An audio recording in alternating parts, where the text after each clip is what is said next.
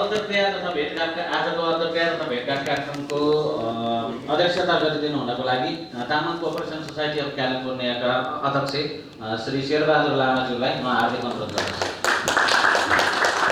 यसै गरी यस कार्यक्रमको प्रमुख अतिथिको आसन ग्रहण गरिदिनु हुन नेपालदेखि आउनुभएका श्री परशुराम तामाङ ज्यूलाई पनि म यो प्रमुख अतिथिको आसन ग्रहण गरिदिनु हुनको लागि हार्दिक अनुरोध गर्दछु। हामी उहाँको बारेमा थोरै अलिकति पछि व्याख्या गर्नेछौँ। यसै गरी उहाँसँगै आउनुभएका उहाँका धर्मपत्नी तथा नेपाली सामाजिक आन्दोलनमा निकै सक्रिय हुनुहुन्छ उहाँ पनि हामी कतिले नाम सुनेका छौँ। स्टेला तामाङलाई पनि अतिथिको आसन ग्रहण गरिदिनु हुनको लागि हार्दिक अनुरोध गर्दछु। अगाडिमा उहाँलाई औपचारिक रूपमा छोटो फुल्ला नमस्कार सम्पूर्णमा। सर्वप्रथम त नेपालदेखि यति टाढाको यात्रा तय गर्दै हाम्रो माझ आइपुग्नु भएको छ हाम्रा आदरणीय दाजु र मेरो चाहिँ दाइ भाउजू पर्नुहुन्छ। 2 दिनको अन्तरालमा हामीले यो कार्यक्रमलाई घोषणा गर्यो। त्यसमा चाहिँ नि सबैतिरबाट यसरी सक्रिय सहयोग गर्नुहुने मेरा कार्य समितिका साथीहरू लगायत उपस्थित दाजुभाइ तथा दिदीबहिनीहरू सम्पूर्णमा म हृदयदेखि स्वागत गर्न चाहन्छु। प्रणालीमा गइसकेपछि जनजातिका सवालहरू उठे कि घटे? देश सङ्घीय प्रणालीमा गयो, आशा ठुलो थियो जनजातिहरूलाई। जनजातिहरूले सङ्घीय प्रणालीबाट के पाउँदैछ, के गुमाउँदैछ र उहाँहरूले आफ्नो भूमिकाहरू कसरी खेल्दै हुनुहुन्छ, एउटा हामीले अपेक्षा गरेको त्यो छौँ। दोस्रो कुरा, जनजातिका वर्तमान सवालहरू के हुन सक्छन्, राष्ट्रिय अन्तर्राष्ट्रिय सवालहरू के हुन सक्छन्, अवसरहरू के छन्, चुनौतीहरू कस्ता छन्। दोस्रो कुरा। तेस्रो कुरा, परदेशमा रहेका हामी जनजातिलाई प्रतिनिधित्व गर्ने विभिन्न सङ्घ संस्था व्यक्ति वर्गहरू छौँ। ती संस्था, ती विभिन्न जनजातीय सङ्घ संस्था र व्यक्तिहरूको भूमिका के हुन सक्छ त हाम्रो यो जनजाति आन्दोलनलाई अझै हामीले परदेशबाट कसरी चाहिँ योगदान दिन सक्छौँ त? यही 3टा कुराहरूलाई मैले चाहिँ मेरो आफ्नो तर्फबाट उहाँहरू तामाङ कोअपरेसन सोसाइटी अफ क्यालिफोर्नियाले यो जुन दिनुभयो त्यसको लागि म भित्री हृदयबाट नै धन्यवाद दिन चाहन्छु। र अब यो संयोग मिलाइदिनु हुने, अब यसलाई चाहिँ अझ बिचमा बसेर तपाईँहरूसँगको के अरे यो भेटघाटलाई मिलाइदिनु हुने मेरो त सम्धी प्रकाश लामा तपाईँहरूले चिनिरहनु भएको छ, अनि डिके लामा अब सम्धिनी हामी त बहिनी भन्छौँ। अनि त्यही क्रममा चाहिँ अब यो हामी यहाँ आइपुगेको थियौँ र उहाँहरूले नै ल एकचोटि यसो भेटघाट गर्दा नै राम्रो होला भन्ने पनि आएको र तपाईँहरूले पनि यो खालको चाहिँ अरू जनजाति दलितहरूको भन्दाखेरि धेरैवटा समुदायलाई मिलाएर राख्न सकिँदैन, त्यस कारण दमन गर्नुपर्छ भन्ने थियो क्या। त्यस कारण उनीहरूले के गरे भन्दा राज्य बनाउने राष्ट्र त्यो चाहिँ एक जातीय राज्य बनाउनुपर्छ। सबैको धर्म होइन, इतिहास संस्कृति सबैलाई अन्त्य गर्ने, एउटा जातिको भने मतलब जो शासक जाति छ त्यसकै धर्म संस्कृति कला साहित्य इतिहास सबैलाई चाहिँ स्थापित गर्ने राज्य हुनुपर्छ। अर्थात् मोनोनेसनल तपाईँको चाहिँ स्टेट बन्नुपर्छ भन्ने खालको चाहिँ धारणा त्यो बेलाको प्रबल धारणा थियो, संसारभरि नै थियो त्यो। त्यसो भएको हुनाले नेपालमा पनि के गर्यो भने त्यही धारणाका आधारमा अरू सबै हाम्रो देश चाहिँ मल्टिनेसनल स्टेट हो, धेरैवटा जाति भएको समुदाय भएको चाहिँ राज्य हो। तर के गरियो भन्दाखेरि चाहिँ त्यो सबै अरूलाई दमन गरेर एउटै जातिको प्रभुत्व कायम गर्नुपर्छ भन्ने के अरे त्यस्तो खालको राज्य बनाइनुपर्छ भनेर मोनोनेसनल स्टेट चाहिँ निर्माण गर्नेमा लाग्यो। त्यसो भएको हुनाले यो दोस्रो कुरा तपाईँको त्यो बेलाको राज्यले लिएको नीति थियो। त्यसै कारण चाहिँ के गरियो भन्दाखेरि अब अरू सबैलाई दमन गर्ने भएपछि त्यो राज्य कस्तो हुन्छ त भन्दाखेरि हामी सबैलाई थाहा छ त्यो नेपाली राज्य बनाउँदा त्यसको 4वटा पिलर थियो। एउटा हिन्दू धर्म, दोस्रो चाहिँ हिन्दू राजतन्त्र, तेस्रो के भन्दाखेरि नेपाली भाषा, अनि अर्को चाहिँ हिन्दू संस्कृति। त्यस कारण यो चारवटा पिलरलाई टेकाएर राज्यको निर्माण गर्यो। जब यो चारवटा पिलरलाई टेकाएर राज्य बनायो, यसको अर्थ के हो भने अरू सम्पूर्ण तपाईँको समुदाय चाहिँ होइन उत्पीडनमा पर्यो। त्यसो भएको हुनाले यो दोस्रो कुरा थियो। अनि तपाईँको तेस्रो कुरा चाहिँ के थियो भन्दाखेरि अब लोकतन्त्रको हावा त नेपालमा जुन बेलामा के अरे नेपाली राज्य बन्दै थियो त्यो बेलामा त विश्व युरोपतिर गयो भने त्यहाँ त्यो बेलामा त लोकतन्त्रको ठुल्ठुलो कुरा भइसकेको थियो त्यहाँ होइन। कतिवटा त अब ब्रिटिसले कोलोनी बनाउनसम्म गएको थियो भन्नाले यस्ता थुप्रै कुरा भएको थियो। तर ती सबै कुराहरूबाट बन्देज गरेर नेपालीलाई आइसोलेसनमा राख्यो क्या। बाहिरका कुनै पनि विचार सकेसम्म होइन भित्र प्रवेश नगरोस्, जसले गर्दा चाहिँ जनता नभड्क्यौँ।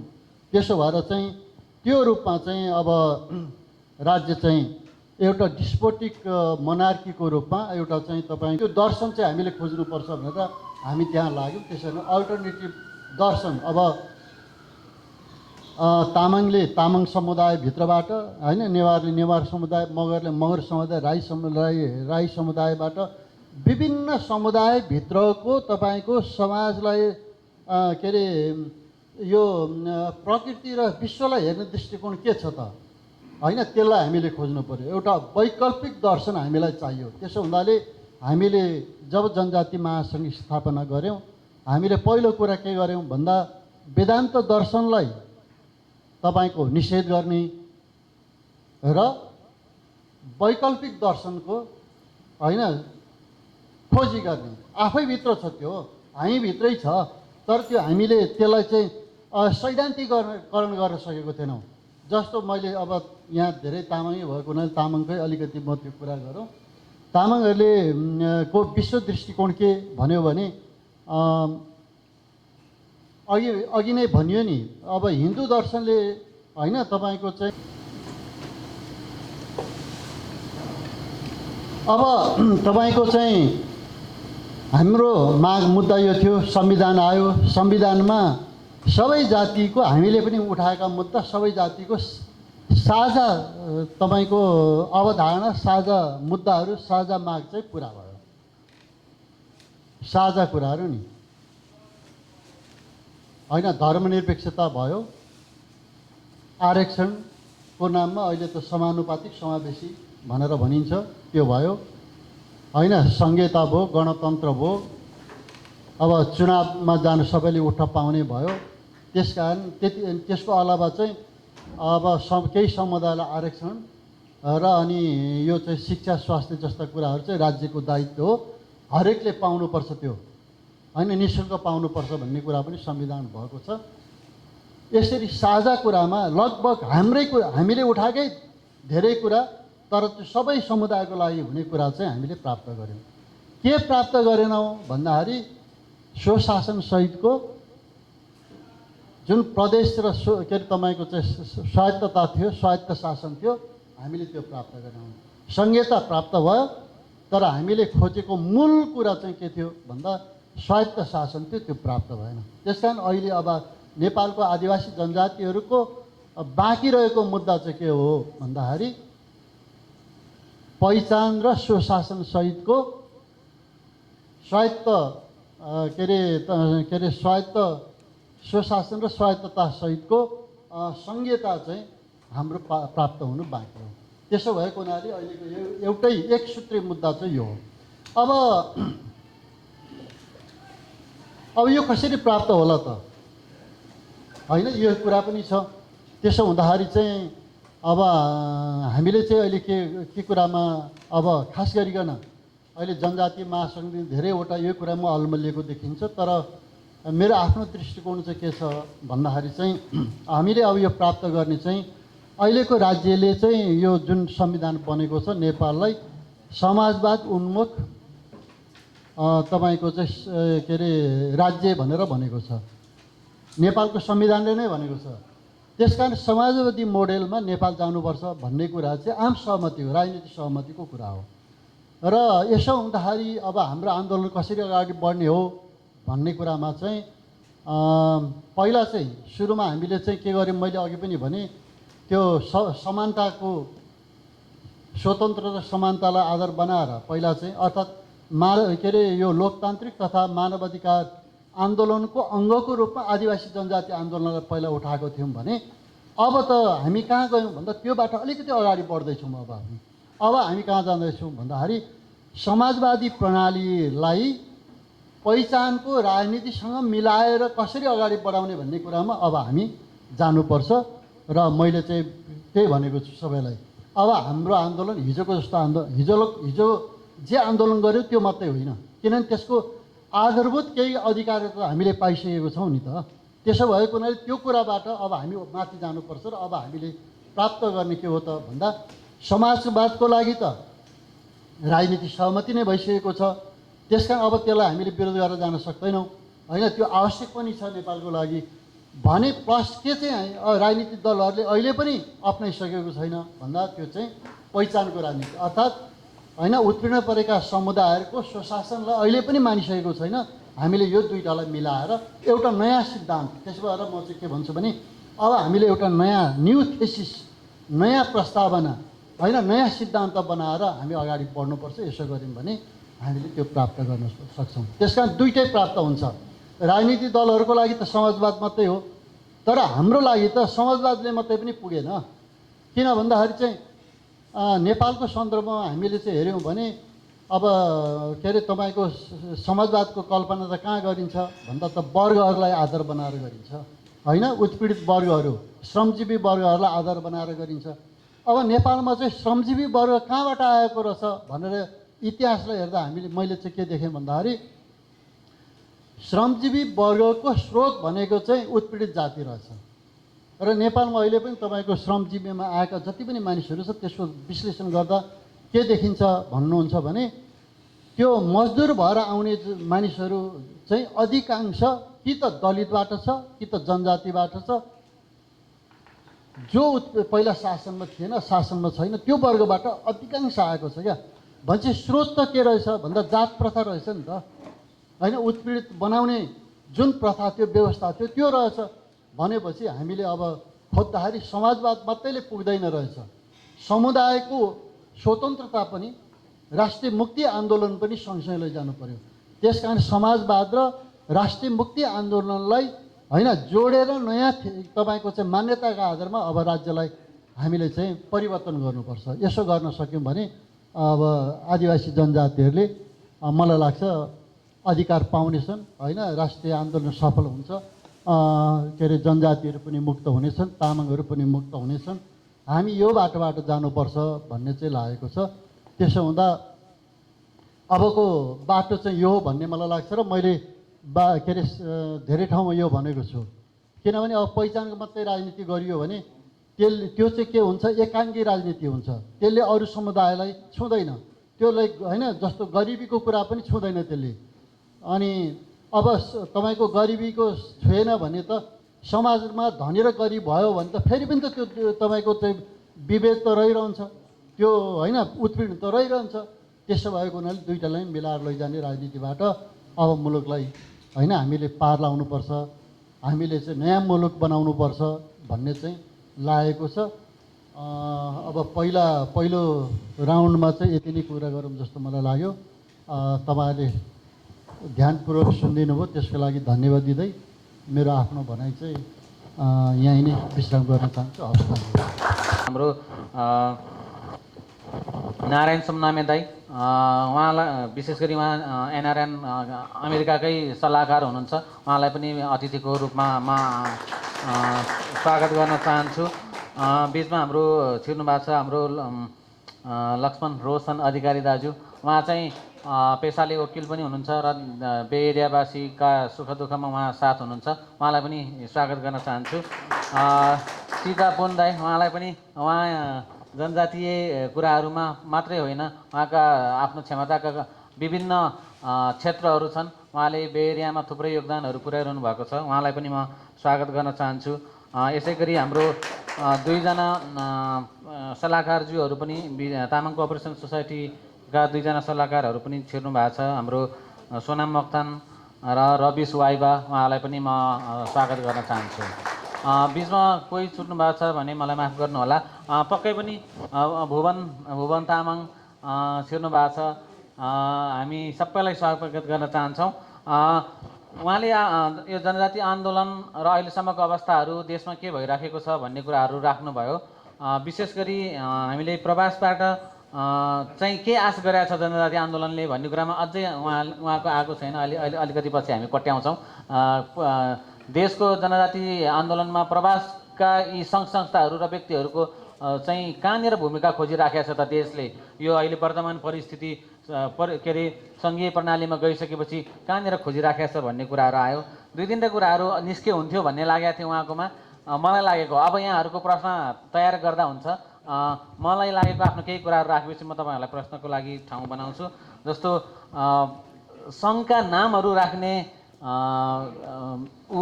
टाइमलाइन थियो यो बिचमा देश सङ्घीय प्रणालीमा गइसकेपछि, होइन? प्रदेश नम्बर 1 भनियो, प्रदेश नम्बर 2 भनियो, 3 भनियो, 4 भनियो, 5 भनियो, 7 भनियो। तर त्यहाँ तामसालिङका कुरा हराउँदै गए, मगरातका कुरा हराउँदै गए, थरोहटका कुराहरू हराउँदै गए। अघि उहाँले नै भन्नुभयो जनजातीय सवाल मुद्दाहरू देशको केन्द्रमा उठ्यो, तर राजनीतिले त्यसलाई छोप्यो। जनजातिका सवालहरूलाई राजनीतिका मूल नेतृत्वकर्ताहरूले छोपे वा जनजातिका अगुवाहरूले आफ्नो पार्टीमा राम्रोसँग उठाउन सकेन। किनभने जनजातिका अगुवाहरू पनि कुनै न कुनै पार्टीमा संलग्न हुनुहुन्छ।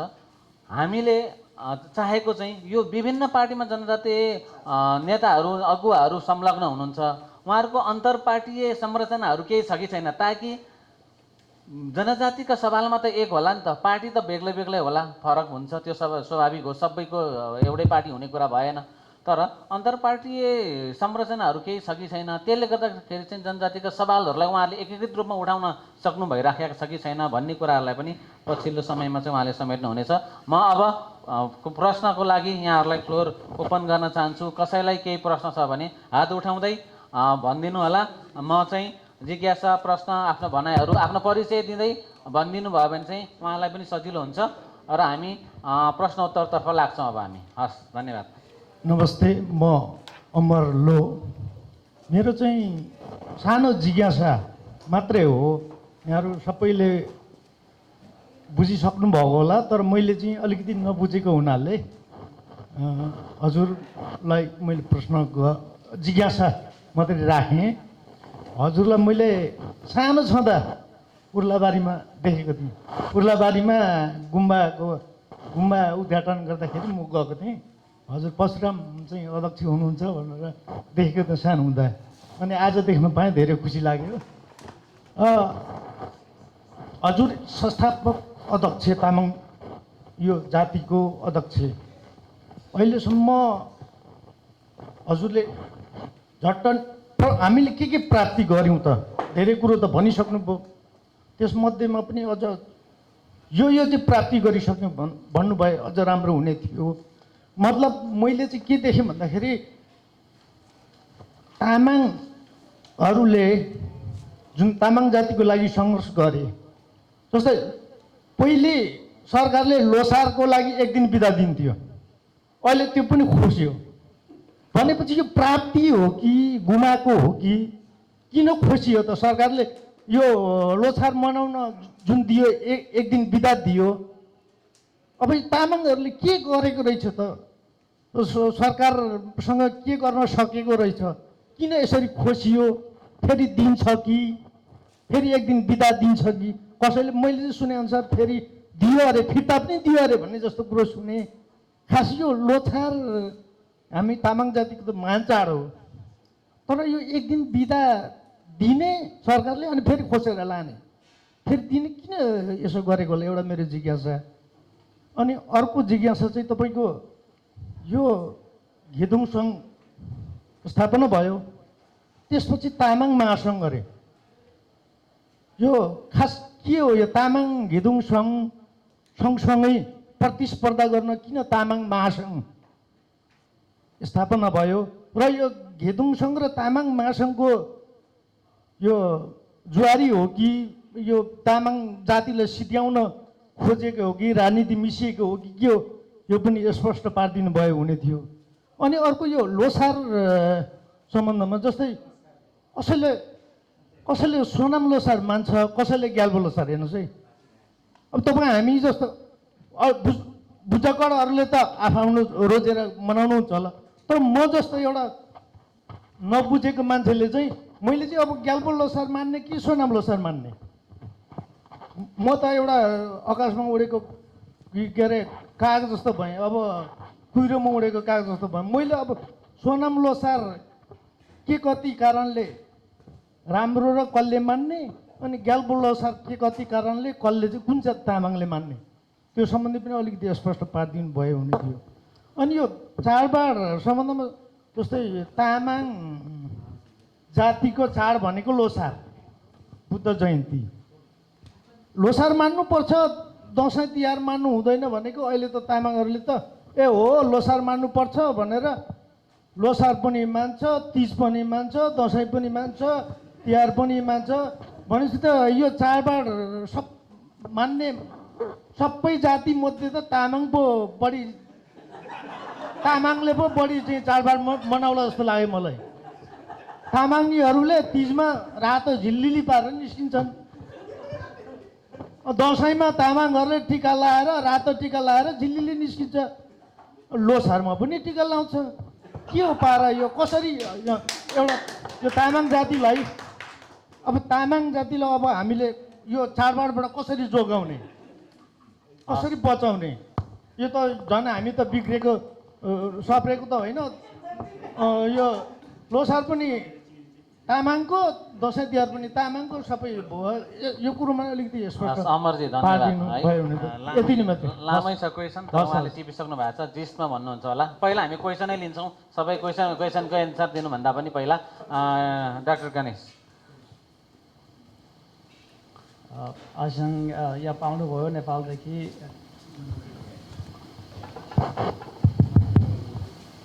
अनि हिस्टोरिकल कुराहरू धेरै गर्नुभयो है, हजुर धेरै धन्यवाद। मेरो पर्सनली हेर्दाखेरि नेपालभन्दा बाहिर बसेर हेर्दाखेरि नेपालमा तामाङ समाजप्रति अलिकति योगदान भनेको मैले दुईजना व्यक्तिको देखेको छु। साँच्चीकै तामाङकै लागि लड्ने भन्ने। एउटा चाहिँ शान्तवीर तामाङ हुनुहुन्थ्यो, उहाँले अब यो तम्बा कायदन लेख्नु भएर एउटा तामाङलाई एउटा अस्तित्व बचाउने काम गर्नुभयो होइन। अनि अर्को तामाङ भनेको चाहिँ तपाईँ नै हुनुहुन्छ, जसले चाहिँ यो तामाङ घेतुङ खोल्नु भएर जुन एउटा तामाङकै लागि एउटा लड्ने भनेको मैले दुईजना व्यक्ति मात्रै देखेको छु। अनि त्योबाट तपाईँलाई एउटा पर्सनली मेरो यो खालको धारणा छ। तर यो राजनैतिक पोलिटिकल जुन सामाजिक कुराहरू तपाईँले गर्नुभयो, अब यो हिस्टोरिकल कुरादेखि जहाँ जुन रुसोको आइडिया थियो, जसले चाहिँ यो मानव समाजमा विभिन्न कन्फ्लिक्ट आउनुको कारण चाहिँ यो प्राइभेट प्रपर्टीले गर्ने भन्ने जुन खालको तपाईँले भन्नुभयो, त्यसपछि त्यही कुरालाई कार्ल मार्क्सले यो साम्यवादको रूपमा ल्याएर अलिक विस्तारित गर्नुभएको थियो होइन, एउटा सोसलिस्ट कम्युनिस्ट थियो। त्यो सबै कुरा जोडेर अनि तपाईँले नेपालकै कन्टेक्स्टमा हिस्टोरिकली कसरी यो चाहिँ अप्लाई गर्यो, बाहुन क्षेत्रीले चाहिँ कसरी अप्लाई गरेर अरू जातलाई एउटा त्यो एउटा मुठीभित्र राख्ने एउटा जुन खालको विश्लेषण थियो, त्यो विश्लेषण चाहिँ एउटा एक्युरेट देखिन्छ। जब अहिले जुन रिसेन्ट कुराहरू तपाईँले गर्नुभयो, जुन खालको यो जनजाति महासङ्घ अथवा तामाङ घेदुङ कसरी एउटा सामाजिक आन्दोलनको रूपमा अगाडि बढेर चाहिँ यो राजनैतिक रूपमा स्थापित हुन सकेन भन्नुभयो। यसबारेमा चाहिँ म तपाईँसँग अलिकति टफ क्वेसन सोध्न चाहन्छु, please don't take it personally है। अनि यसमा के छ भन्दाखेरि हामी त तपाईँहरूले यो तामाङ घेदुङ खोल्दाखेरि त बच्चै थियो होइन, अहिले बिस्तारै बुझ्दै आउँदाखेरि तपाईँहरूको योगदान कति छ भन्ने कुरा अलिकति झन् गम्भीर हुँदै गइरहेको छ सिरियसली होइन। मैले के देखाएको थियो भने 2005 इङ्ग्लिस क्यालेन्डरमा मेरो साथीहरू हुनुहुन्छ, प्रोफेसर साथीहरू पनि हुन्छ, उहाँहरू नै अब जो अमेरिकामा बसे पनि अमेरिकामा बस्यो भने चाहिँ एकदम क्यापिटलिस्ट पुँजीवादी, तर नेपालमा चाहिँ कम्युनिस्टहरूलाई चाहिँ उहाँले गाइड गर्नुहुन्छ क्या है। नेपालमा गए एकदम प्योर कम्युनिस्ट, हाम्रो गाउँमा एकदम प्योर क्यापिटलिस्ट हाम्रो बाहुन क्षेत्रीय साथीहरू हुनुहुन्छ। उहाँहरूको एडभाइस के गर्छ भन्दाखेरि त्यही बाहुन साथीहरू चाइनामा गयो भने उनीहरू चाहिँ चाइनिज भन्दै नि अझ कम्युनिस्ट भन्नुपर्ने है। त्यही बाहुन क्षेत्रीय नेपालमा आयो भने चाहिँ हामीले त यो चाइनिजलाई के अरे यो लाटो बनाउन गयो यस्तो भनेको त हामी त कहाँ कम्युनिस्ट हुन्छ र भन्ने होइन। त्यही बाहुन क्षेत्रीय आउनुहुन्छ, इन्डियामा जानुहुन्छ उहाँहरू होइन। इन्डियामा गएर चाहिँ यो त नेपालको यो जनजातिलाई मूर्ख बनाउनु पो हामी त कम्युनिस्ट बनेर त हामी त एक नम्बरको हिन्दू हो नि भन्छ होइन। यसरी सबै देशका कूटनीतिक के अरे यो डिप्लोमेटिक कोर्प्सहरूलाई उहाँले 5-6जना अहिलेको कम्युनिस्ट पार्टी, काङ्ग्रेस पार्टी अथवा राजवादी पार्टी भनेको एउटा भट्टी पसल जस्तो रिक खोलिरहेको छ। अनि यस्तै खालको एउटा स्ट्राटेजिक एउटा बिजनेस स्ट्राटेजीले तामाङदेखि सबै जनजातिहरूलाई डिभाइड एन्ड रुल एउटा विभाजन गरेर चलाइरहेछ। त्यही विभाजनमा हामी नेपालीको जति जनजातिदेखि तामाङहरू त्यसको डिभाइड एन्ड रुलमा विभाजन गरेको देखिएको छ। त्यही भएर तपाईँको जनजातीय महासङ्घ हेर्नुहोस्, त्यो सबै अब हाम्रो बाहुन क्षेत्रीको पार्टीको राजनीतिक पार्टीको एउटा मागी खाने भाँडोमा के अरे परिणत भएको देखिन्छ। तामाङ घेदोङ पनि त्यही देखिन्छ। तामाङ घेदोङमा जति राजनीतिक नेताहरू देखिन्छ उहाँहरूले राजनीति गर्नु भएको छैन। उहाँहरू सबै एउटा ठगी खाने भाँडो बनाएर अरू यो बाहुन क्षेत्रीको पार्टीहरूको त्यो सहयोग पुर्याइरहेको देखिन्छ होइन। यसमा अब मलाई अब हजुरकै एउटा डाइरेक्ट प्रश्न गर्न मन लाग्छ, त्यसपछि म फलोअप क्वेसन गर्छु पछि। अनि यसमा हजुरको योगदान अब सामाजिक रूपमा धेरै योगदान देखेको छ। के अरे अब यो जातीय रूपमा हाम्रो आफ्नो जातको लागि समाजको लागि धेरै योगदान गर्नुभएको थियो। राजनीतिको कुरामा अलिकति एउटा स्पष्ट गर्न चाहन्छु, तपाईँसँग माग्न चाहन्छु। अनि तपाईँले आफ्नो परिभाषा दिनु पर्दाखेरि हजुरले होइन, तपाईँले अब आफूले राजनीतिक रूपमा परिभाषा दिनुहुन्छ कि तपाईँले आफूले समाजसेवाको रूपमा त्यो के अरे कसरी चिनौँ हामी तपाईँलाई? अनि त्यसपछि म तपाईँलाई फलोअप क्वेसन गर्छु। हस्, धन्यवाद। प्रश्नको लागि धन्यवाद। एकदम ठाडो प्रश्न, एकदमै किनभने मनमा भएको प्रश्नै गर्ने हो। त्यसैका लागि आज हामी छौँ, जसले हाम्रो ज्ञानलाई विस्तार गर्दै जानेछ र अनुभवहरू पनि सुन्दै जानेछौँ। जितेन्द्र दाईले माइक लिनुभएको छ, दाईको केही प्रश्न अथवा जिज्ञासाहरू छ भने परिचय दिँदै दिनुभयो हुन्छ दाई। हेलो, परशुरामजीलाई 2014मा मैले काठमाडौँमा भेट्ने दुईचोटि एटेम्प गरेको थिएँ है। तपाईँको बारे केही जानकारी थियो र अनि भेट्नु पऱ्यो भनेर गरेँ, तर समय भएन। 2015मा नै गएको थिएँ, त त्यस बेला चाहिँ अर्थक्वेकले गर्दाखेरि बिजी भयो है। अब मैले एउटा सानो प्रश्न के छ भने, अब मैले तपाईँले प्रश्न पारिदिनु भयो अहिलेसम्मको जनजातिको इतिहास होइन र राज्यसँगको अहिलेको एउटा अब एक किसिमको लडाइँ भन्नु पऱ्यो होइन। अब मेरो आफ्नो व्यक्तिगत चाहिँ विचार के छ भने, हिजो पनि सत्ताधारीहरूले कहिले पनि हामीले यो एउटा भनौँ न प्यासिभली गरेको कार्यक्रम कहिले पनि उनीहरूले मान्यता दिएन। अझै पनि लडाइँ गर्दाखेरि पनि उनीहरूले अहिले पनि भनौँ न अहिले तराईकै कुराहरूमा हेऱ्यो भने अहिले पनि उनीहरूले अनेक तपाईँको प्रेसर दिएर अब एउटा चाहिँ कस्तो भने क्रिमिनलको आधारमा उनीहरूलाई जेल हालिन्छ र यही संहिताको कुराहरू अथवा अहिले मौलिक भाषादेखि लिएर जातीय कुराहरूलाई दबाउनको लागि उनीहरूले विभिन्न षड्यन्त्र गरिरहेका छन्। म यहाँ अहिले हामीहरू यहाँ साथीभाइहरू शेरबहादुर प्रकाशजी हामी सँगसँगै हुन्छौँ। कति कुराहरू यहाँको फन्ड रेजिङदेखि लिएर जनजातिदेखि लिएर विभिन्न सङ्घ संस्था कार्यक्रम हामी सँगै हुन्छौँ र हामीलाई एउटा तपाईँले के सल्लाह दिनु पऱ्यो भने, मेरो विचार चाहिँ यो अब लडेर नलिई हुँदैन, मागेर दिँदैन हेर्नुहोस् होइन। त्यस कारण तपाईँले एउटा सल्लाह के दिनु पऱ्यो भने, अहिले हामी बे एरियामा सानो समूह छौँ जनजाति प्रतिनिधित्व गर्नेहरू, हामी यो मिलेर जानको लागि के सल्लाह दिनुहुन्छ यहाँले भनिदिनु पऱ्यो। Thank you. हजुर, हस् दाई, धन्यवाद। अरू केही प्रश्नहरू छन् कसैका? विजय लामा।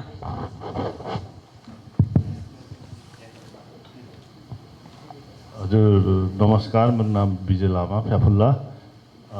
मेरो क्वेसन चाहिँ के छ भने यो तामाङ अन्तर्राष्ट्रिय परिषद चाहिँ यो के को लागि र यो भनेको चाहिँ के हो होइन, अनि यसमा चाहिँ अब आउने नयाँ पिँढी र युवा युवतीहरूको भूमिकाहरू कस्तो किसिमको छ, अनि यसैमा यो मानव अधिकार तथा मानव अधिकारको लागि आदिवासी जनजाति अभियान भनेको पनि यो विषयमा पनि अलिकति केही बोलिदिनु भयो र नयाँ जेनेरेसनको लागि र यङ जेनेरेसनको लागि यसमा कस्तो खालको भूमिकाहरू तपाईँहरूको छ।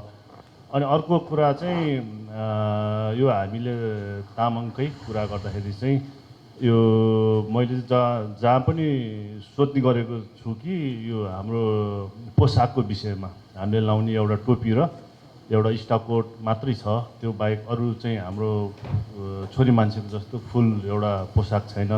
यो चाहिँ हामी सबैजना तामाङ मिलेर यो चाहिँ एउटा बनाउन जरुरत छ जस्तो मलाई लागेको छ। लगभग यति हो। अब तामसालिङ भन्ने चाहिँ मैले सुनेको थिएँ नेपालमा, किनभने यसको अध्यक्ष अग्नि सापकोटा हुनुहुन्थ्यो होइन, त्यो यो चाहिँ सुनेको थिएँ। हस्, धन्यवाद। भन्न पुरै भन्नु भएन उहाँले, तामसालिङ भनियो, हाम्रो अध्यक्ष चाहिँ अग्नि सापकोटा किन भएछ भन्न खोज्या होला। यो के तामाङहरू नभेटेर हो कि भने होला होइन विषय भाइ। ल अरू कसैको केही जिज्ञासाहरू छ भने आसु रामा।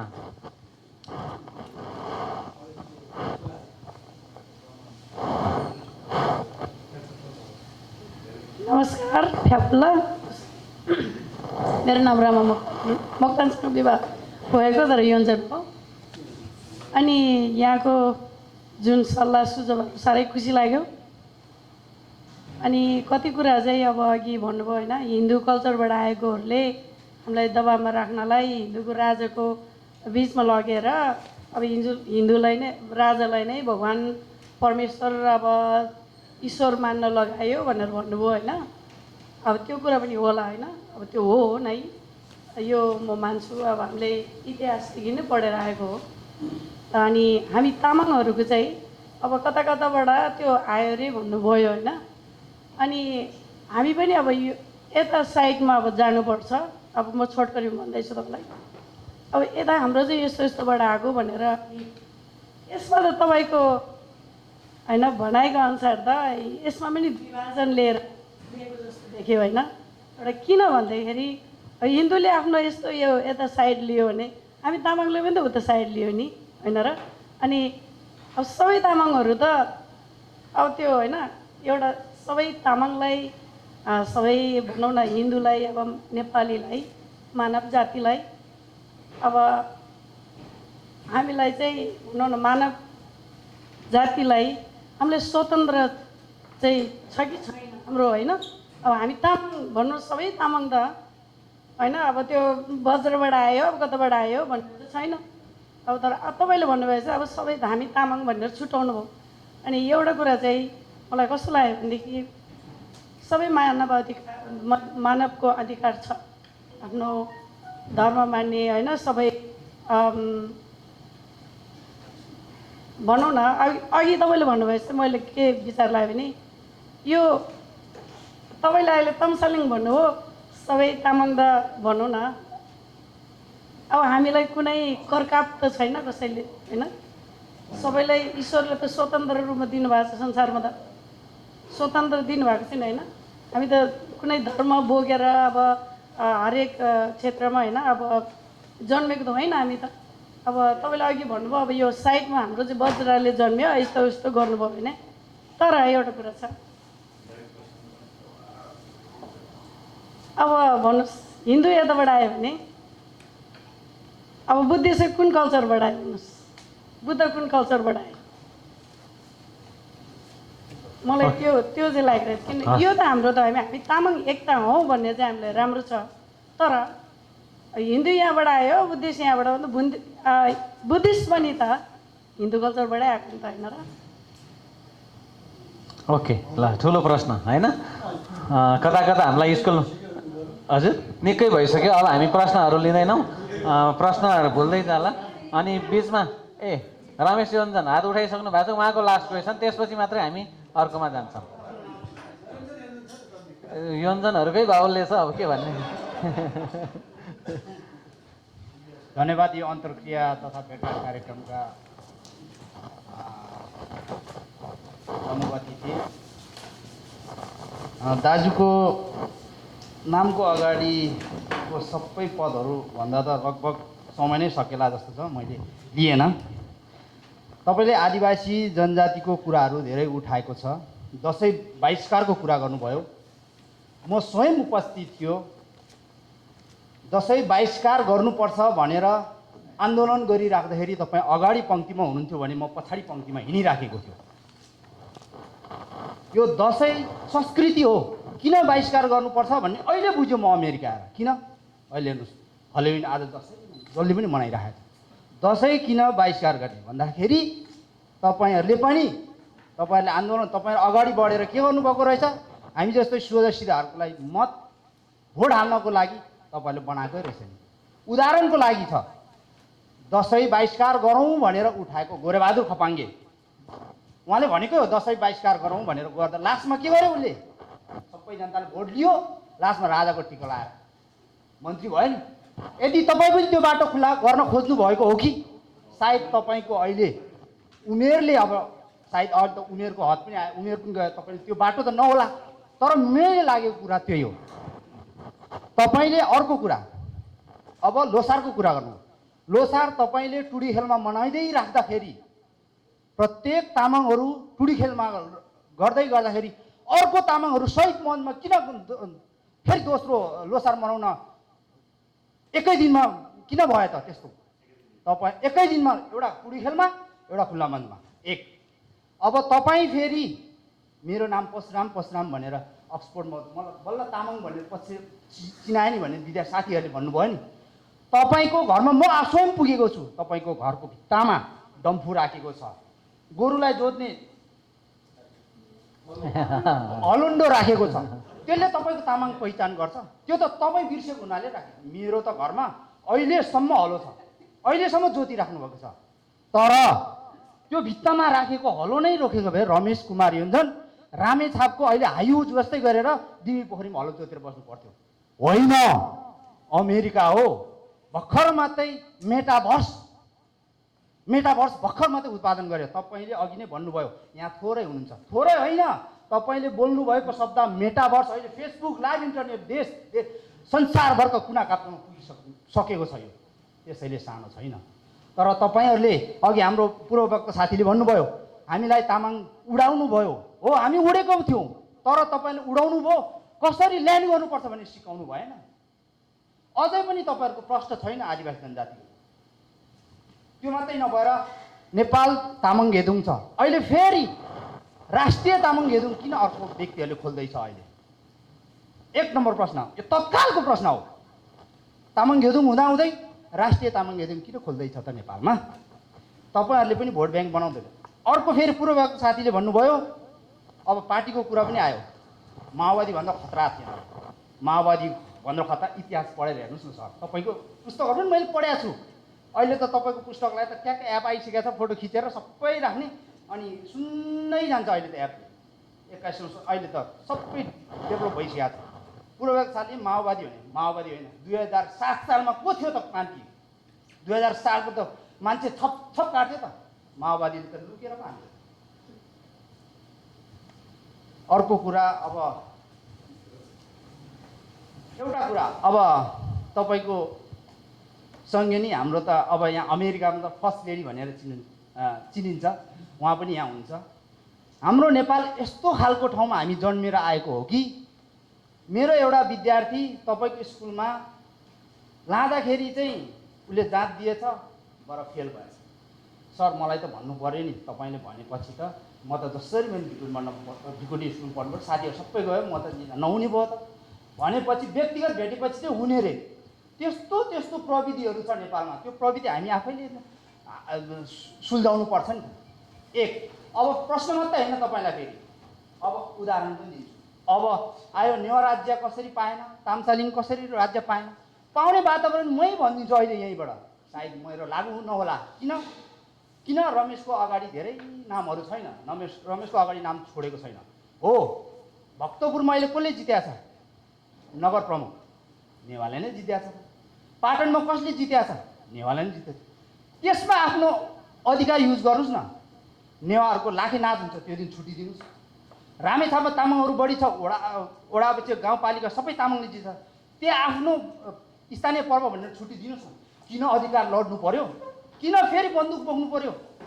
किन त्यो अर्काको लागि, संविधानको लागि कुरो गर्छ? संविधान आफैबाट सुरु हुनुपर्छ। देश परिवर्तन गर्नुपर्छ, अरूबाट होइन, आफैबाट परिवर्तन गर्नुपर्छ। हस्त, धन्यवाद।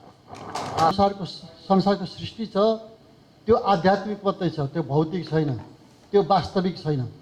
तर हाम्रो दर्शन त के रहेछ भन्दा हाम्रो त भौतिक छ, आध्यात्मिक छ, द्वन्द्वात्मक छ। तर यो कुरा हामीले बुझाउन सकेनौँ क्या अरूलाई। अनि अरूको कुरा चाहिँ लियौँ, हाम्रो कुरा चाहिँ अरूलाई सिकाउन सकेनौँ, अनि अरूले हाम्रो कुरा ग्रहण गरेन। तर वास्तविक र वैज्ञानिक कुरा चाहिँ हाम्रो थियो। हामी यहाँनिर पछि पऱ्यौँ।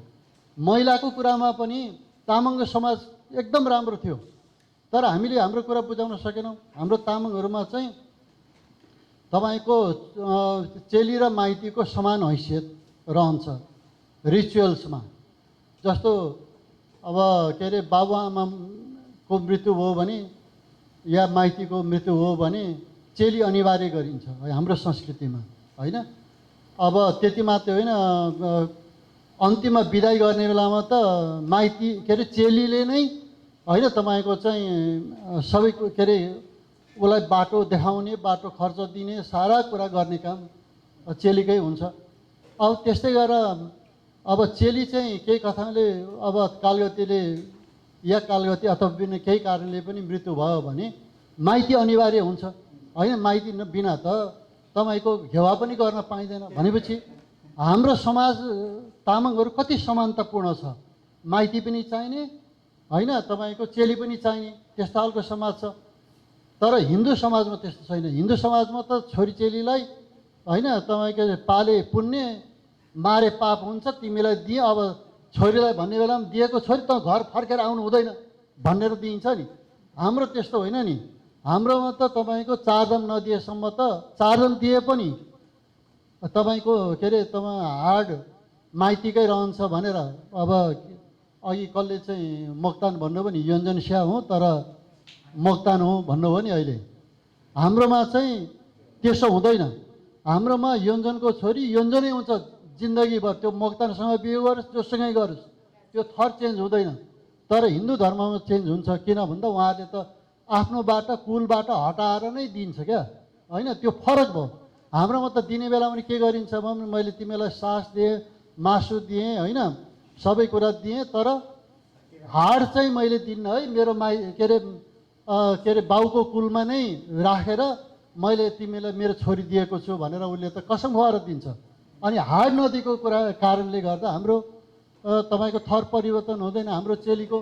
त्यस कारण योन्जन स्याले मोक्तान स्या लेख्नु चाहिँ हुँदैन, योन्जन स्या नै हुने भयो, होइन? होइन, मैले अब यो एउटा उदाहरण मात्रै। हजुर, होइन, ठिक छ, त्यो राम्रो हो, हुने नै हुने त्यो। तर मैले भने हो त हामीले त्यसो गर्नु हुँदैन। हाम्रो परम्परा चाहिँ त्यो हो। त्यस कारण यो त राम्रो कुरा थियो नि त।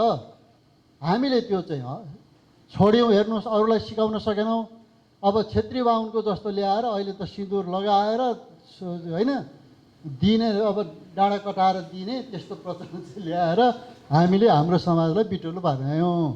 त्यस कारण अब यस्ता कुराहरू पनि छन् जुन कुरा हामीले चाहिँ अरूलाई सिकाउनु पर्छ। त्यस कारण यहाँ मानवताको कुरा छ, यही कुरा गर्न खोजेको हो। त्यो के हो त भन्दा संसारको सम्पूर्ण तपाईँको यो खोज, त्यो साधु होस्, सन्त होस्, महात्मा होस्, सबैको खोज चाहिँ मानवीय सुख हो, मानवीय स्वतन्त्रता हो। त्यसलाई मार्क्सवादी अघि उहाँले भनिसक्नु भएको छ, मार्क्सवादीहरूले साम्यवाद भन्छ, अन्तिम स्वतन्त्रता भन्छ त्यसलाई। अब ज्ञानी मानिसहरूले के भन्छ भने त्यो चाहिँ एउटा मुक्तिको अवस्था भनेर भन्छ, निर्वाणको अवस्था भनेर भनिन्छ। हाम्रो खोज पनि त्यो हो। तर के हो त भनेर हाम्रो चाहनाले मात्रै नहुने भयो। त्यसो भएको हुनाले समाजमा चाहिँ के हो त भन्दा पहिला बराबरीको हकै खोज्नु पर्ने रहेछ क्या। अनि बराबरी बनाउने बन्न नदिने तत्त्व चाहिँ के हो त भन्दा राज्य। त्यस कारण राज्यलाई नै परिवर्तन गर्नु पर्यो। अहिले हाम्रो लडाइँ चाहिँ कोसँग हो भन्दा या छेत्रीसँग पनि होइन, बाहुनसँग पनि होइन, अरू कोहीसँग होइन। हाम्रो लडाइँ के हो भन्दा राज्यसँग हो। त्यस कारण राज्यलाई परिवर्तन गरेर हामीले समानता पहिला कायम गर्ने, समानता कायम गरेपछि अनि हामी छेत्री होस् कि बाहुन होस् कि तामाङ होस् कि तपाईँको चाहिँ दमाई होस् या कामी होस्, हामी सबै त्यो महान सुख होइन, महान तपाईँको मानवता जुन चाहिँ स्वतन्त्रता छ, के भन्ने त्यसलाई अन्तिम स्वतन्त्रता भनौँ न अहिलेको अवस्थामा, त्यो खोजीमा लाग्ने हो। त्यसो भएको हुनाले यति बेलाको त्यो पछाडिको डेस्टिनेसन त छँदैछ, तर अहिलेको हाम्रो खोज चाहिँ के हो भन्दाखेरि समानता र स्वतन्त्रता हो। हामी यो ठाउँमा चाहिँ अहिले लडाइँ गरिरहेको छौँ। त्यस कारण हामीले बुद्धलाई हेर्दा पनि, हिन्दूलाई हेर्दा पनि, सबै धर्मलाई हेर्दा पनि यो क्राइटेरियाको आधारमा हेर्ने हो। हामीले हिन्दू धर्म हामीमाथि जुन चाहिँ विभेद गर्यो नि त जात प्रथा ल्याएर, जस्तो तपाईँको के भयो भने हिन्दू धर्मसँग जात प्रथा जोडिएर आयो। जात प्रथाले तामाङलाई के गर्यो भन्दा मासिने मतवाली बनायो। मासिने मतवाली भनेको चाहिँ के हो भन्दाखेरि मार्न पनि मिल्ने, दास पनि बनाउन मिल्ने। अब बाहुनको छोरो चाहिँ दास बनाउन नमिल्ने, मार्न नमिल्ने पर्ने। अनि त्यही हावापानी खाएको, त्यही माटो त्यही माटोमा हुर्केको, त्यही अन्न खाने, त्यही पानी खाने तामाङको छोरो चाहिँ मार्न पनि मिल्ने, दास बनाउन मिल्ने भनेपछि मानव त के भयो, खण्डित भयो नि त। मानव त भएन त्यो होइन। त्यस कारण मानवीयताको हनन भएको हुनाले, उल्लङ्घन भएको हुनाले, खण्डित भएकोले हामी के गर्न चाहन्छौँ भने त्यसलाई बराबर बनाउन चाहन्छौँ। त्यस कारण बाहुनको छोरा पनि मारिनु हुँदैन, तामाङको छोरा पनि मारिनु हुँदैन। हाम्रो मुद्दा चाहिँ यो हो। त्यसो भएको हुनाले मैले यहाँ के भनौँ भने हाम्रो अन्तिम लक्ष्य मानवीय स्वतन्त्रता हो होइन, निर्वाणै हो, त्यो मोक्षै हो। तर यति बेलाको लागि त्यो प्राप्त नहुने भएको नै यति बेला खोजेको कुरा चाहिँ समानता र स्वतन्त्र हो। त्यसको लागि लडाइँ, त्यसको लागि बाधा राज्य भएको हुनाले राज्यलाई पुनर्संरचना गरेर समानता कायम गर्नुपर्छ। त्यसको लागि अहिलेको होइन तामसालीको मुद्दा हो। मुद्दा भनेको चाहिँ त्यो हो। म यसरी यहाँलाई राखौँ। हजुर, अब तपाईँको परिचय के हो भनेर उहाँले भन्नुभयो, मैले त्यसलाई अन्तिममा त्यो प्रश्न चाहिँ राखेँ। अब यो मान्छे चाहिँ दर्शनविहीन हुँदैन। मान्छेले दर्शन के हो भनेर पत्ता लगाउने, पहिचान गर्ने कुरा चाहिँ त्यो के भन्ने चेतनाको कुरा, अभिव्यक्तिको कुरा हो। कसरी मान्छेले अभिव्यक्त गर्छ या गर्छ गर्दैन होइन, गर्न सक्छ कि सक्दैन, यसमा भर पर्ने हो। किनभने सबैले ट्याक्रै यो भनेको भन्न सक्दैन। जस्तो मुटु दुखेको हो कि पेट दुखेको भनेर मान्छेले छुट्याउन सक्दैन होइन। यहाँ दुख्यो भन्न सकिन्छ, तर त्यो मुटुमा चाहिँ हो कि होइन, आन्द्रामा चाहिँ हो कि या फोक्सोमा चाहिँ हो भनेर छुट्याउनु गाह्रो हुन्छ नि। त्यस्तै गरेर यो दर्शन, यो चाहिँ तपाईँको यो विज्ञान, यो कला, यो भन्ने कुरामा पनि यो सजिलो कुरा होइन हाम्रो लागि। अब यो सजिलो छैन। तर के हो भने मान्छे दर्शनविहीन हुँदैन। अनि जबसम्म मान्छे राज्यमा बस्छ राजनीतिविहीन पनि हुँदैन होइन। म चाहिँ के अरे तपाईँको साम्यवादी मार्क्सवादी मन पराउँदिनँ भन्यो भने त्यसको अर्थ के हुन्छ? कि त पुँजीवादी हुने भयो कि राजतन्त्रवादी हुने भयो होइन। म राजतन्त्र मन पराउँदिनँ भनेपछि अब मान्छेले खोज्नु पऱ्यो कि यो चाहिँ प्रजातन्त्रवादी भयो कि साम्यवादी भयो। त्यसो भएको हुनाले राजनीतिविहीन पनि मान्छे हुँदैन। त्यसो हुँदा म पनि यो दुइटैबाट विहीन छुइनँ। अब दार्शनिक रूपमा मैले ऐतिहासिक द्वन्द्वात्मक भौतिकवादी अथवा त्यसलाई मार्क्सवादै भनौँ, म त्यसलाई नै ठिक भनेर भन्छु। किनभने समाजको विश्लेषण गर्नको लागि यो राम्रो हतियार हो। किनभने समाजमा चाहिँ द्वन्द्व हुन्छ होइन। अनि द्वन्द्वको एकत्वले द्वन्द्वको एकात्मकता समाजको अहिलेको स्थिति हो। तर त्यो द्वन्द्व त रहिरहन्छ, एकत्वभित्र पनि द्वन्द्व हुन्छ। अनि द्वन्द्व बढ्यो भने चाहिँ त्यो विभाजनको बाटो पनि जान सक्छ। तर जबसम्म त्यो स्थिति आउँदैन, त्यो एकै ठाउँमा रहन्छ। त्यसो भएको हुनाले हाम्रो समाज द्वन्द्वात्मक छ होइन। जस्तो अहिले हामीले बाहुनको कुरा गऱ्यौँ भने कतिलाई के लाग्छ भने भन्ने हुन्छ नि त होइन। अनि बाहुनलाई पनि के लाग्न सक्छ, है यो तामाङहरू त बाहुनको विरोध गर्दछ भन्ने लाग्न सक्छ। तर होइन, त्यो समाजमा बसेपछि त्यो द्वन्द्वात्मक चाहिँ त्यसको त्यो समाजको आफ्नै प्रकृति हो। त्यो त्यस्तो प्रकृतिमा पनि त्यो हुन्छ। मान्छेको शरीरमा पनि हुन्छ नि, मान्छेको शरीरमा सेल हुन्छ, यो सेलमा एउटा मर्ने हुन्छ, एउटा जन्मने हुन्छ। जन्मने बढुन्जेल हामी बढ्दै जान्छौँ, मर्नेले जब चित्त थाल्छ अनि मान्छे बिस्तारै बुढ्यो लाग्छ र एक दिन अन्त्य पनि आउँछ होइन। यो त प्रकृतिको नियम हो।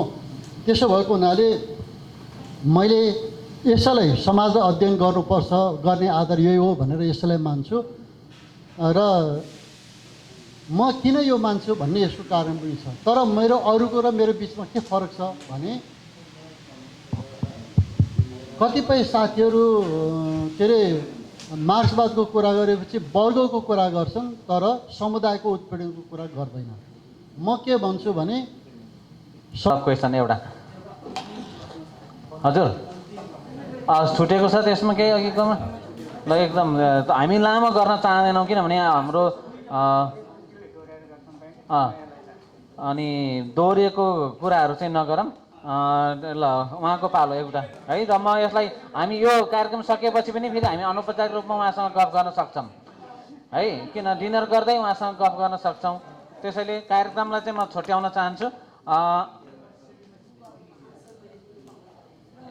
ए रमेश ल उहाँको क्वेसन अझै बाँकी छ, उहाँको पहिला त्यसपछि उहाँको लिन्छु ल। ए हस् हस् हस् हजुर हजुर होइन टाइम त छ, तर हामी धेरै यस ऊ पनि नगरौँ। हजुरको प्रश्न गरिहाल्नुहोस्। तपाईँ 1 by 1 1 to 1 गर्न चाहनुहुन्छ भने चाहिँ एकछिनपछि गर्नुहोस् खाना खाने टाइममा होइन।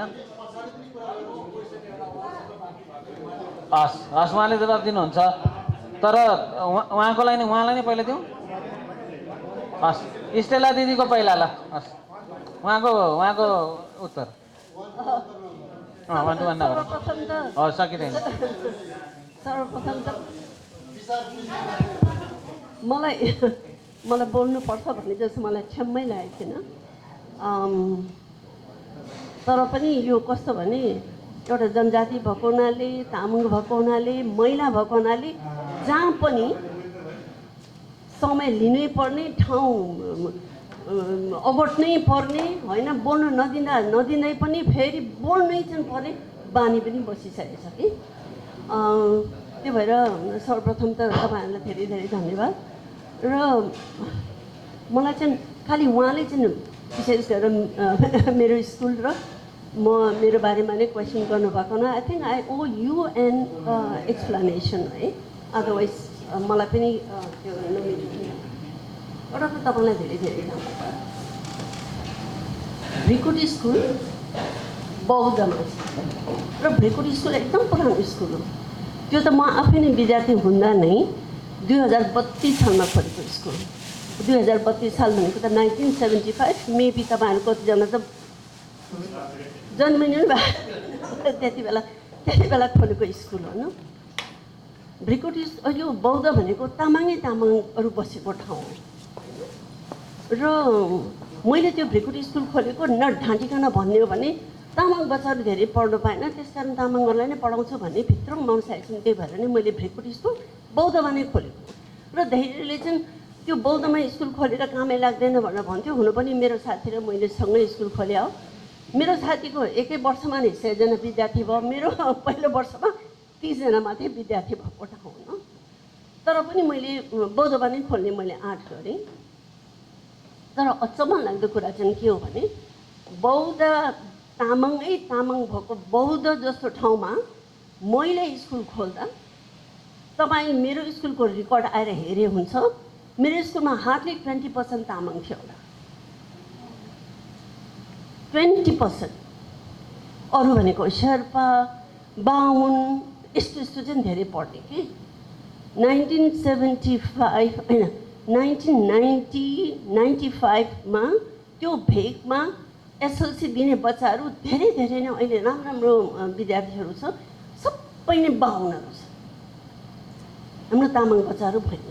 होइन म भित्रबाट चाहिँ म आफै त्यो समुदायको बग्नाले मलाई तामाङ बचाएर आइदियोस् भन्ने। अचम्म लाग्दो कुरा के पनि हो भने नि तामाङले नपत्याउने, बाहुनले हेप्ने, बाहुन आउने बच्चाहरू मेरो स्कुलमा छ नि, तर म तामाङले भएको हुनाले नि मलाई चाहिँ नमस्ते नगर्ने, तर त्यहाँनिर पढाउने बाहुन छ भने चाहिँ बाहुनलाई चाहिँ नमस्ते गरेको त मैले भोगेको छु होइन। त्यति बेला 32 सालको बेलामा होइन, त्यति बेलाको तपाईँ समाज कस्तो थियो होला होइन। म आफैले पनि अब त्यो समुदायबाट आएको हुनाले म पनि त of course you can be intimidated by the presence. त्यो बाहुनहरू आउने बित्तिकै होइन, जिल्ला शिक्षा कार्यालयबाट बाहुनहरू आउने बित्तिकै त्यो तर्सिने त्यो त हो नि। तर जति बेला त्यस्तो हुँदाखेरि पनि फेरि आफ्नै समुदायले पनि नपत्याइदिएर मेरो विद्यार्थी अनि मेरो त्यहाँ नहुने, त्यहाँ उतापट्टि बाहुनले खोलेको स्कुलमा भुसुक्कै नै जाने हो। त्यो मलाई तामाङलाई नै नपत्याउने होइन, गुरुङले गुरुङलाई नपत्याउने, जनजातिले नपत्याउने भएको हुनाले पनि हाम्रो समस्या हो कि यो चाहिँ। र एउटा त म तपाईँलाई धेरै धेरै धन्यवाद किन दिन्छु भने अब त्यसो भए त आङ्काजी शेर्पा त अस्ति चुनावमा त त्यो त जित्नु पर्ने हो त। अहिले त राम्रो इक्जाम्पल भएको छ। खोइ त तिमीहरूको मान्छे एउटा तिमीहरूकै मान्छेले त पत्याउँदैन। त्यो आङ्काजी शेर्पा बिचरा मरि हत्या गरे होइन, खोइ त जितेको। त्यो आङ्काजी शेर्पा त सजिलोसँग बहुमत लिएर जित्नु पर्ने हो नि त त्यो त। त्यस कारण हाम्रो समस्या यो हो कि। तर यसलाई चाहिँ फेरि नि we should not take it personally.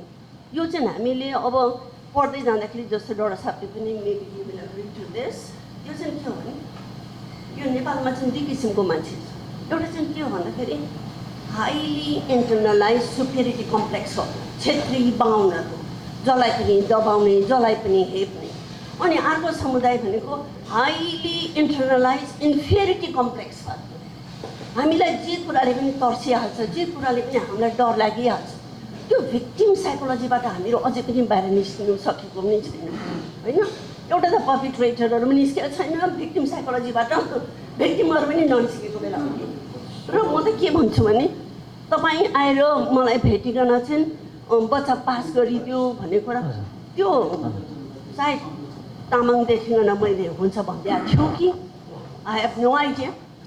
तपाईँ मेरो ठाउँमा बाहुन प्रिन्सिपल भएको भए तपाईँले भनेको कुरा मानि पनि दिन थियो कि आई हेभ नो आइडिया। तपाईँ बाहुनलाई गएर तपाईँले रिक्वेस्ट गर्नु परेको भए तपाईँलाई अहिलेको जति रिस उठ्ने थिएन होला।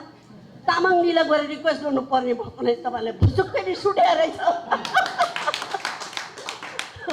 त्यति बेलादेखि अहिलेसम्म त्यो रिस पोखिरहेको छ। I am really happy that you know you ventilated your anger. म यहाँ आइपुगेँ, मलाई आज खुसी लाग्यो एटलिस्ट म भित्र भएको त्यो एङ्गर त भेन्टिलेट गर्नु पाएँ नि। तर आज यो ठाउँमा फेरि कुनै स्कुलको प्रिन्सिपल यहाँ अरू जातको भएर म यहाँ बसेको I don't think any what would have the guts to say this. तर यो भन्नु सक्नु पनि यो राम्रो कुरा हो। तपाईँलाई धेरै धेरै धन्यवाद। त्यति मात्रै भन्न चाहन्छु। Thank you. म दुईवटा प्रश्न लिन्छु, त्यसपछि चाहिँ हाम्रो नेवा संस्थाका अध्यक्षज्यू र तमु समाजका अध्यक्षज्यूलाई छोटो मन्तव्यको लागि अनुरोध गर्छु म प्रश्नपछि।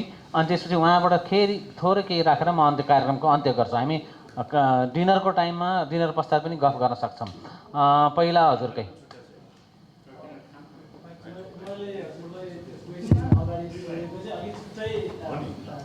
खालको परिभाषाले सोध्न खोजेको थियो। त्यो किन भन्दाखेरि मैले नेपालमा सबैले राजनीति, म राजनीतिज्ञ अथवा म समाजसेवी भन्ने सुन्यो। तर कस्तो भने नेपालको लागि चाहिने मान्छे भनेको हजुर त अब समाजसेवाको लागि धेरै अगाडि गर्नुभएको छ, त्यो योगदान त सबैले थाहा छ, त्यो कन्ट्रिब्युसन होइन। तर कतै कतै फेरि एउटा राजनीतिज्ञको रूपमा पनि प्रस्तुत हुने गर्नुभएको देखियो होइन। तर मैले किन यो सोधेको भन्दाखेरि यो चाहिँ सबै हाम्रो तामाङ दाजुभाइ अथवा नेपालीको लागि हो। इङ्ग्लिसमा नेपालमा हामीले चाहेको के भन्दाखेरि एउटा पोलिटिकल लिडरसिप चाहिने हो, लिडर। नेपालीमा पोलिटिकल लिडरलाई राजनीति भन्ने चलन छ। राजनीति भनेको राजै नभएको ठाउँमा किन राजाको नीति चाहियो? एउटा फर्स्ट कुरा, एउटा डेफिनेसनको कुरा आउँछ यहाँ होइन। राजै छैन तर गर्ने चाहिँ राजनीति। नेपालमा बाहुन क्षेत्रीहरूले राजनीति गर्छ। राजनीति भने के हो? जसरी भए पनि आफू राजा हुनुपर्ने होइन। ब्राह्मण क्षेत्रीहरू जस्तो कम्युनिस्टको नाम लिएर होस् कि पुँजीवादीको होस् कि जुन गरे पनि आफू राजा हुने भनेर उनले राजनीतिको अर्थ बुझेको छ। तर तामाङहरूले राजनीतिको कुरा बुझेकै छैन। राजनीति भन्छ कुन चाहिँ राजाको नीति गर्ने हो तपाईँहरू, होइन? तामाङ राजाको नीति गर्ने हो कि नेवार राजाको नीति गर्ने हो कि बाहुन क्षेत्रीय राजाको नीति गर्ने हो? त्यो भएर कतिपय तामाङहरूमा राजनीतिको अर्थ बुझेको छैन। अनि त्यो भएको हुनाले मैले तपाईँलाई एउटा डेफिनेसनल कुरामा त्यो, तर नेपालमा राजनीति अब शब्दको उसमा म राजनीति नै भन्छु। नेपालमा तामाङले अहिले आवश्यकता भनेको एउटा लिडरसिप हो, एउटा धर्मपाल, एउटा राज्यपाल। जब तामाङहरूको आफ्नो राजा नै मारिसकेपछि जनता उता त्यसरी कटुलाउनु परिहाल्यो नि। किनभने कटुलाउनुभन्दा अगाडि तामाङ गाउँमा तामाङले नै कपडा सिलाउँथ्यो। जब तामाङ गाउँमा वीरताको नाममा बाहुन क्षेत्रीय आयो, त्यसपछि बाहुन क्षेत्रीयसँगै दमाई कामी लायो। दमाईले त त्यो दाउरा सुरुवाल पो सिलाउन जान्छ त, तामाङको के अरे ड्रेस चाहिँ सिलाउन आउँदैन नि। त्यो भएर अहिले जुन खालको एउटा ड्रेसहरू देखाएको थियो पहिले देखेको थिएन, धेरै पछि राणाकालदेखि त्यसरी कटु लाउन थालेको। पहिला त तामाङहरूको आफ्नै ड्रेस थियो, टिबेटनहरूले जसरी लाएको थियो तामाङले आफैले सिलाएर लाउँथ्यो। अनि जबसम्म दमाईहरू आएर दमाईले सिलाएको पछि पो हो नि त। त्यो भएर हामीले आवश्यकता भनेको एउटा लिडर, पोलिटिकल लिडरको आवश्यकता छ के अरे नेपालमा, तर राजनीतिज्ञको होइन। अनि कस्तो छ भने तपाईँको नेपाललाई गणतन्त्र भन्दो रहेछ, तन्त्रको बाहुनको तन्त्र गर्छ, तामाङले तन्त्र थाहा नै छैन। मन्त्रालयमा जाने मन्त्री बन्न खोज्छ तर मन्त्रै थाहा छैन। मन्त्र के छ त मन्त्रालयभित्र त्यो कुरा थाहा हुँदैन। तर नेपालमा यसरी डेमोक्रेसी आएपछि जनतालाई प्रजा भन्ने चलन छ, होइन?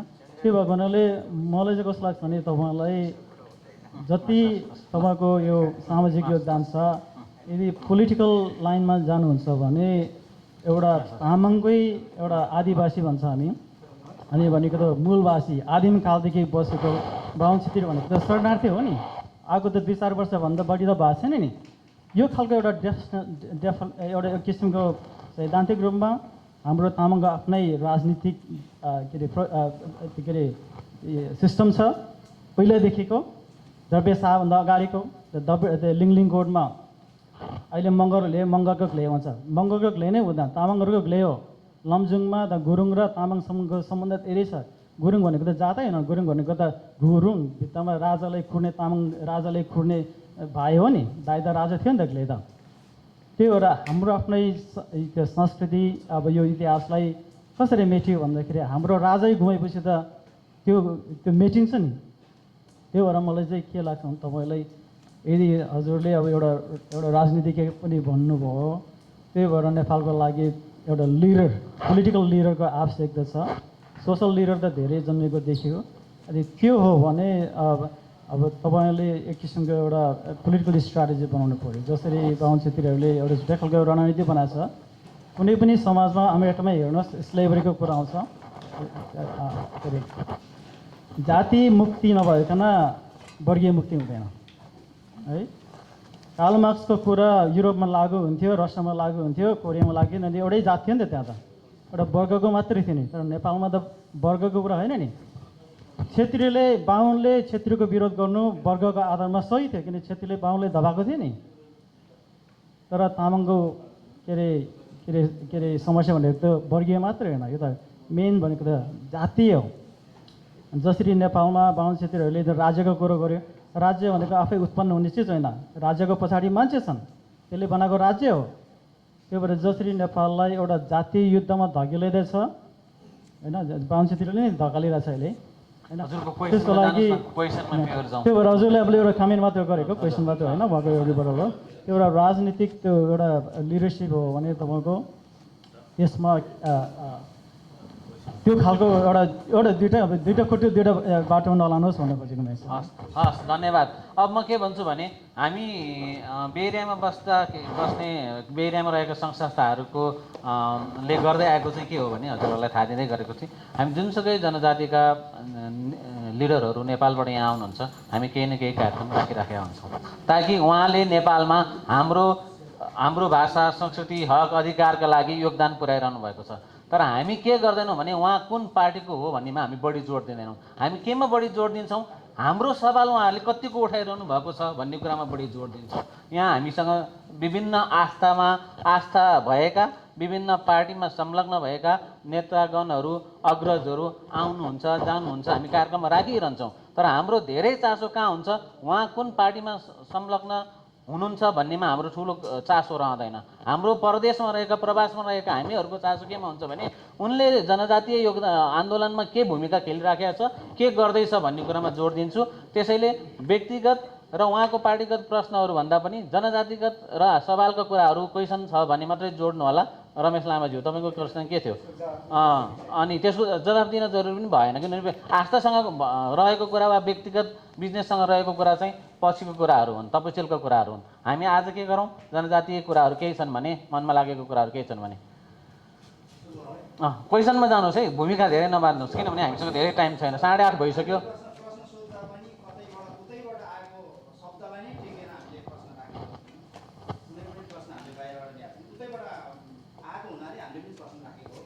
लामाको कुरा गर्नु हो, लामाको कुरा गर्ने हो भने लामाको मात्रै कुरा ड्रेसको कुरा गर्यो भने अब लामा भने तपाईँले आदिवासी जनजातिको कुरामा गर्दाखेरि झाँक्रीलाई चाहिँ केही शब्दै लिनु भएन। खासै भन्यो भने यो तामाङको कुरा गर्ने हो भने त झाँक्रीबाट उत्पादन भएको भन्ने पनि इतिहास कहीँ देखेको छैन, त्यो उठाउनु भएन। अर्को 2, अब जनजाति सँगसँगै अब अर्को एउटा शब्द आदिवासी जनजाति। अब अहिले त फेरि जनजातिको कुरा त अब पछि उहाँले भन्नुभयो आदिवासी जनजातिको कुरा त सवाल जोड उठिरहेको छ। आदिवासी जनजातिहरू ठिक छ नि, छेत्री बाहुन 1-2 जना मात्रै हो, सबै उनीहरू दबेको छ, हामीभन्दा धेरै दबेका छन् छेत्री बाहुन। त्यसैले अब आदिवासी जनजातिको इन्डिजिनियसको कुरा आइराखेको छ हो। अघि तपाईँले भन्नुभएको थियो, म पनि पञ्चायत काममा काठमाडौँ पढ्दाखेरि र आज यस सभामा जति पनि पाल्नुहुने सम्पूर्ण अग्रजहरूमा म नेवार अर्गनाइजेसन च्याप्टर क्यालिफोर्निया च्याप्टरको तर्फबाट मेरो सबैमा नमस्ते। र मेरो सवाल जवाफमा आज यहाँ धेरै लामो प्रश्नहरू भएकोले गर्दाखेरि मेरो यहाँहरूसँग धेरै प्रश्नहरू केही छैन। यहाँसम्म आज आइदिनु भएकोमा यहाँलाई स्वागत गर्न चाहन्छौँ यस क्यालिफोर्निया उसमा। र हामीहरूको नेवारको एउटा म आज अध्यक्षको हैसियतले म के भन्न चाहन्छु भने हामी एउटा जहाँसुकै एउटा नेपालदेखि बाहिर आएपछि हामीहरूको चाहिँ मेरो चाहिँ एउटा आफ्नो व्यक्तिगत विचारधारामा चाहिँ नेपालदेखि बाहिर आएपछि एउटा समस्त नेपाली दाजुभाइ हामी एउटा मिलेर बस्नुपर्छ। कुनै चाडपर्व हामीहरूको एउटा नेवारको मुख्य कुरा हाम्रो नेवारले चिनाउने भनेको हामीहरूको चाडपर्व हो। हामीले त्यही हिसाबले नै हामीहरू अरू धेरै हामी, किनभने राजनीतिमा यो धेरै तलमाथि हुन्छ, यो हामी त्यस्तो गर्न चाहँदैनौँ। हामी एउटा खालि आफ्नो पहिचान हाम्रो चाडपर्व हो। हामी चाडपर्व मनाएर चाहिँ हामी सम्पूर्ण नेपालीहरूकै पनि एउटा चाडपर्व भएकोले अब कति यसमा हाम्रो नेपालीहरूमा कोही क्रिस्चियन हुनुहुन्छ, कोही इस्लामिक हुनुहुन्छ, होइन, कोही बुद्धिस्ट हुनुहुन्छ, कति धेरै हिन्दूहरू पनि हुनुहुन्छ।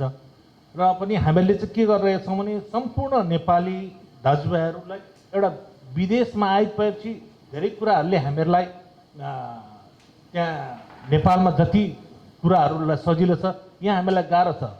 र पनि हामीले चाहिँ एउटा सानो एउटा के भने हाम्रो आफ्नो मुख्य चाडपर्वमा चाहिँ जस्तो अब सोनाम लोसार भन्नुहुन्छ, होइन, एउटा हामीलाई पनि धेरै खुसी लाग्छ। जस्तो हाम्रै आफ्नो चाडपर्वहरू छन्, जस्तो अब नेवारहरूको एउटा बिन्जुना छ, होइन, र यस्तै कुराहरूमा चाहिँ हामीले जोड गरिरहेका छौँ। त्यसैले गर्दाखेरि अब आउने हामीहरूको जस्तो अब हामीहरूको म पूजामा हामीहरूको भिन्जुना मनाउँदैछु यही 5 तारिक। यसै सिलसिलामा यहाँहरूलाई सम्पूर्णलाई स्वागत गर्न चाहन्छौँ। हामीले शान्तरोजामा यो नोभेम्बर 5 तारिक शुक्रबार पर्दो रहेछ र यसमा हामीले हाम्रो न्युदया भिन्चुना साथै महपूजा हामीले हरेक साल सामूहिक महपूजा गर्ने एउटा, किनभने यहाँ कतिको परिवारहरू विदेशीहरू पनि हुन्छन्, होइन, कतिलाई आफ्नो कल्चर कसरी के देखाउने एउटा समय नै त्यही बेला भएकोले गर्दाखेरि हामीले एउटा सामूहिक के अरे यो चाहिँ महपूजा हामीले मनाउने गरेका छौँ। त्यसमा यहाँहरू सम्पूर्णलाई के अरे स्वागत गर्न चाहन्छौँ भन्दै आजको मेरो 2 शब्द यहीँ। धन्यवाद। धन्यवाद देवेन्द्र राई। यसै गरी केही शब्दहरू राखिदिनु हुन म तमु समाजका अध्यक्ष चन्द्र गुरुङ राईलाई अनुरोध गर्दछु।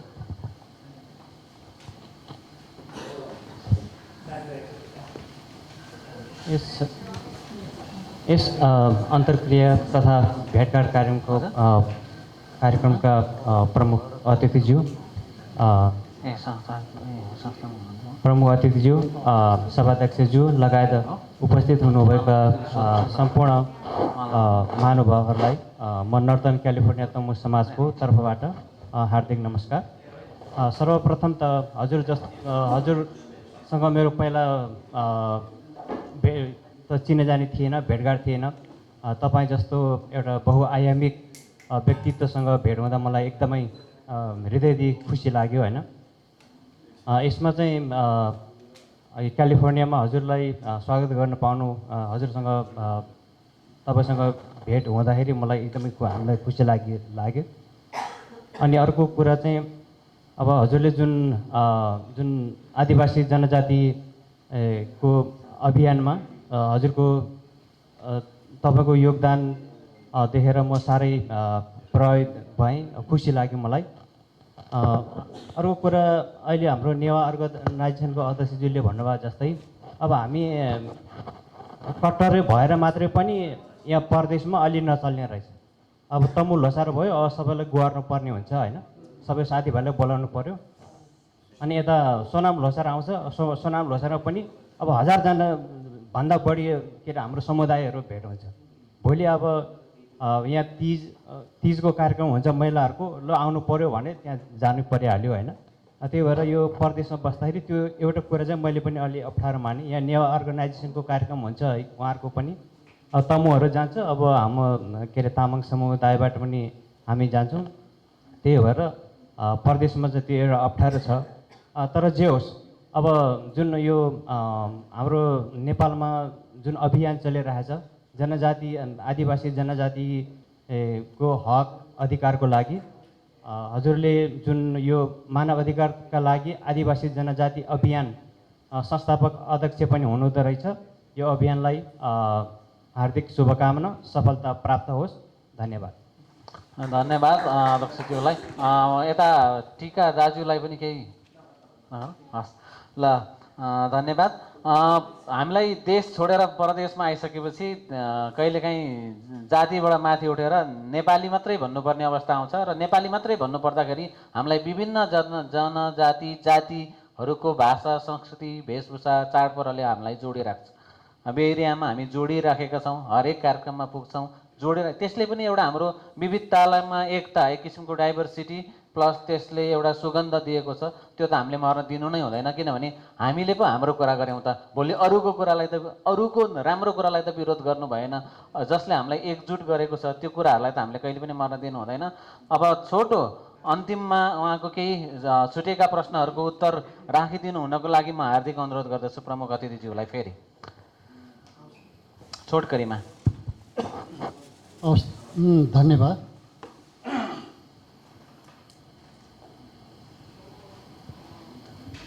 अब ज्ञानेशजीलाई टिप्पणी भनौँ अथवा सुझाव सल्लाह भनौँ, त्यो खालको विचार आएको छ।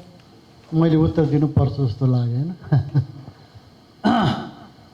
अब यो बम्बो र आदिवासी जनजातिको कुरा गर्नुभयो। मैले तामाङहरूको इतिहासदेखि यो कुरामा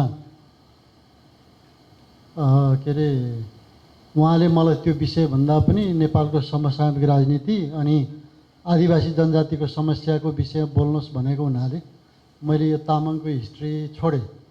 त्यस कारण यी कुराहरू परेका छैनन्।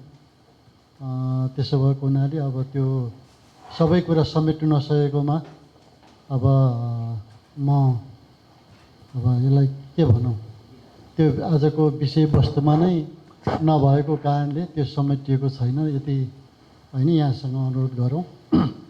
अब तर मेरो किताब हेर्नु भएको छ कि छैन, यो यसको सेरी 4वटा खण्ड हो।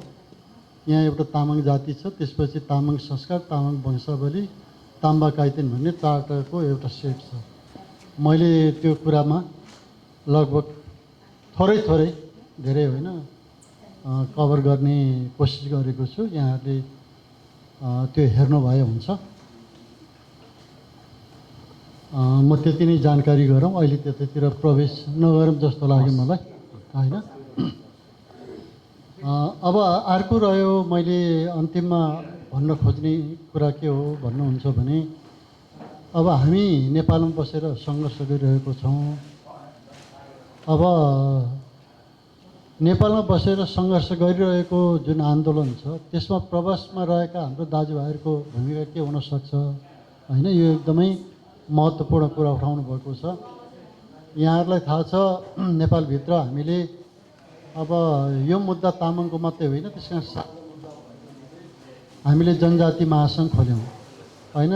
के अरे नेपाल आदिवासी जनजाति महासङ्घको म संस्थापक पनि हो, त्यसको महासचिव भएर पनि चलाएँ।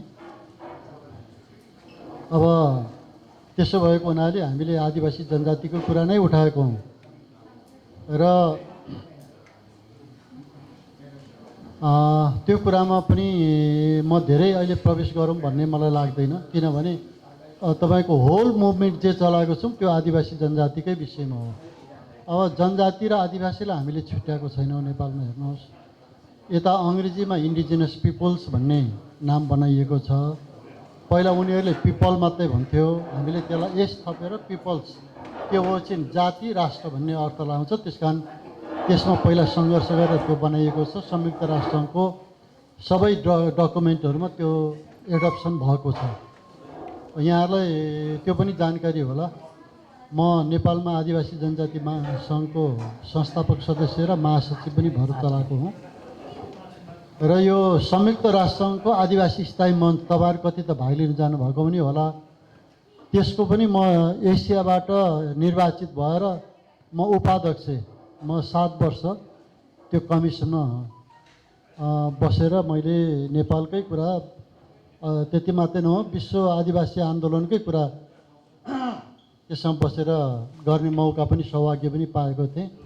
त्यसमा मेरो मात्रै होइन, तपाईँहरूको पनि योगदान छ, सबै नेपाली आदिवासी जनजाति दाजुभाइ दिदीबहिनीहरूको होइन, उहाँहरूको सहयोगकै भूमिकाका कारणले म त्यहाँ पुगेको हुँ। म तपाईँहरू सबैलाई त्यसका लागि धन्यवाद पनि दिन चाहन्छु। अब हाम्रो सहयोग कसरी हुनसक्छ भन्दा उहाँले 2टा कुरा यहाँ उठेको छ। एउटा चाहिँ आदिवासी जनजातिहरूको बिचमा नै समन्वयकारी तपाईँहरूको केही संस्था छ कि छैन, संयन्त्र छ कि छैन भन्ने कुरा आएको छ। मैले अघि नै भने आदिवासी जनजातिहरूको जनजाति महासङ्घ समन्वयको लागि खोलिएको हो। त्यस कारण एउटा त्यो भयो। दोस्रो चाहिँ हामीले जुन बेलामा जनजाति महासङ्घ स्थापना गऱ्यौँ त्यो बेलामा चाहिँ राजनीतिक दलहरूको भातृ सङ्गठन थिएन, जनजाति भातृ सङ्गठन थिएन। तर अहिले त प्रत्येक राजनीतिक दलले भातृ सङ्गठन होइन, गुरुङको पनि मोर्चा, तामाङको मोर्चा, सबैको मोर्चा बनाएको छ, नेवारको मोर्चा, सबको बनाएको छ। त्यसो भएको हुनाले त्यो जनजाति महासङ्घ बनाएकोले मात्रै पुगेन क्या अहिले। त्यसो भएको हुनाले हामीले यो आदिवासी जनजाति राष्ट्रिय आन्दोलन, पहिला यसको अध्यक्ष चाहिँ हाम्रो पद्मरत्न तुलाधर हुनुहुन्थ्यो, उहाँको नेतृत्वमा म पनि अध्यक्ष मण्डलकै सदस्य हुँ। हामीले चाहिँ यसरी राजनीतिक दलको भातृ सङ्गठनहरूलाई पनि समेटेर यसरी आन्दोलनलाई विकास गर्ने भन्ने बनाएको छौँ। त्यसका म एउटा जानकारी के गराउँ भन्दाखेरि हामीले सामाजिक सङ्गठनलाई मात्रै जोडेको होइन, राजनीतिक सङ्गठनहरूलाई पनि एक ठाउँमा ल्याएर हामीले मोर्चा बनाएको छौँ, सङ्गठन बनाएको छौँ। त्यस कारण म यो जानकारी दिन चाहन्छु।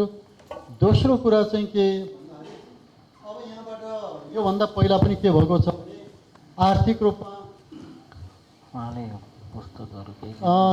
धेरै साथीहरूले सङ्घ संस्थाहरूले उठाएर त्यहाँको आन्दोलनलाई सहयोग गर्नुभएको छ। म त्यो राष्ट्रिय आन्दोलनको एउटा अध्यक्ष मण्डलको सदस्यको नाताले पनि म तपाईँहरूलाई धन्यवाद पनि दिन चाहन्छु।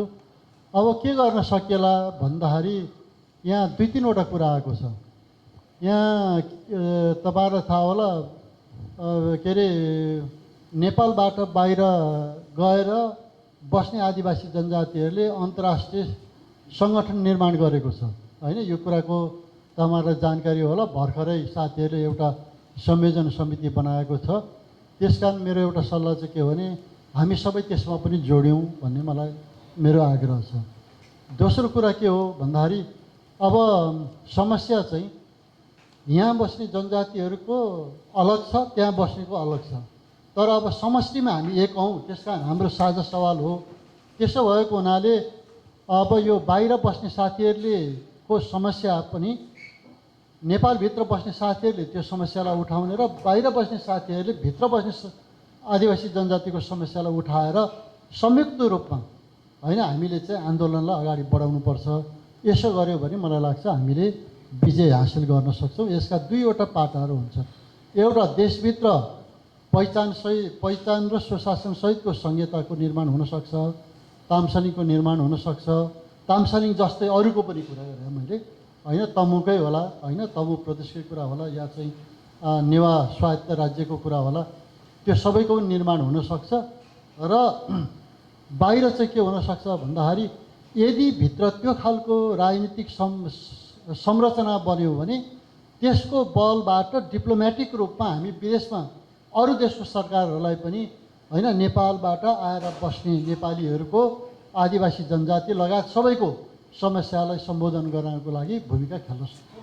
त्यस कारण यो चाहिँ हामीले रेसिप्रोकल रूपमा एकहोरो होइन कि दोहोरी भनौँ न, दोहोरो चाहिँ एक खालको भूमिका निर्माण गरौँ भन्ने मलाई लाग्छ। मेरो सल्लाह चाहिँ यही नै हो। यसो गऱ्यौँ भने मलाई लाग्छ हामीले दुवैतिर विदेशमा आएर बस्ने नेपालीहरूको समस्या र नेपालभित्रको जुन हाम्रो होइन हाम्रो समस्या छ त्यो त हामी विदेशमा बसेर पनि त हाम्रो समस्या हो नि त, नेपालभित्रको समस्या। त्यसो भएको हुनाले यो दुइटै समस्यालाई हामी सम्बोधन गर्न सक्छौँ र यो बाटोबाट जाउँ भन्ने मेरो अन्तिम आग्रह छ। र अन्त्यमा चाहिँ तपाईँहरू यहाँ के अरे नेपाल छोडेर बाहिर बसेर पनि नेपालको विषयमा जुन खालको चासो राख्नु भएको छ यो चाहिँ एकदम महानता हो, तपाईँहरूको महानता हो। म त्यसको लागि तपाईँहरू सबैलाई होइन नमन गर्न चाहन्छु, धन्यवाद दिन चाहन्छु। यहाँ चाहिँ कोषाध्यक्ष हुनुहुन्छ रोशन तामाङ र उपाध्यक्ष विजय लामालाई केही डोनेसन गर्न पनि सक्नुहुन्छ, तर अनिवार्य छैन। यति भन्दै यो कार्यक्रमको समापन गरिदिनु हुनको लागि संस्थाको अध्यक्ष श्री शेरबहादुर तामाङलाई अनुरोध गर्दछु।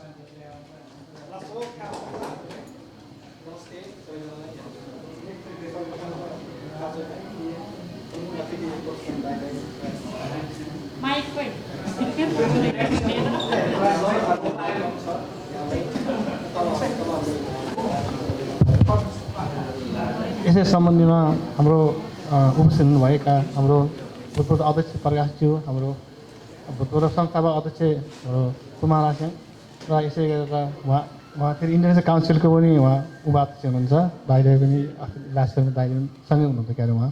त्यसै गरेर हाम्रो संस्थापक हाम्रो ज्ञानदीप कति जानुभयो खोइ देखिनँ मैले, हाम्रो यो पूर्व अध्यक्ष प्रेम लामाज्यू र यसै गरेर नेवा सङ्घका अध्यक्ष देवज्ञ दाइज्यू र यसै गरेर चन्द्र सोल्टी हाम्रो तमु संस्थाको अध्यक्ष हुनुहुन्छ।